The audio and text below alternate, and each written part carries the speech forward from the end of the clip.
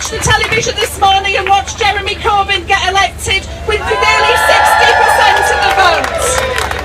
And again, I think if people had said that to you 2 or 3 months ago, they would have thought you were in cloud cuckoo land. But I think people are fed up of a society that somehow thinks austerity's okay, that cuts are okay, and as if we do just a little bit less of them, it will be all right.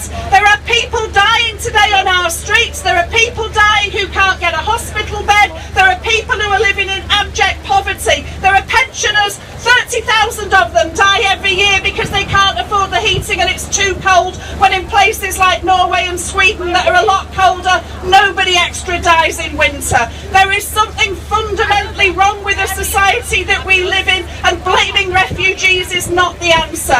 Our country was made rich on the back of slavery. It was made rich on the back of an empire that robbed every area of this country, of this world. That's how Britain got to be the wealthy country that it is today. And it uses the wealth not for the benefits of the majority, but for the benefits of the minority. And I think people today are beginning to say not only that they don't want it, that they're prepared to organise to stop it. And I think that's what I think has changed. That people, it's not just me that thinks that, but there are hundreds of thousands and millions of people in this country that also agree with that. And I think we have a responsibility to begin to organise those people to make sure that they do stand up and fight. And I think that's why the demonstration when the Tories come to Manchester, how they have the cheek to come to Manchester when they've not one single Tory councillor and they think that they somehow have a legitimate place in this country.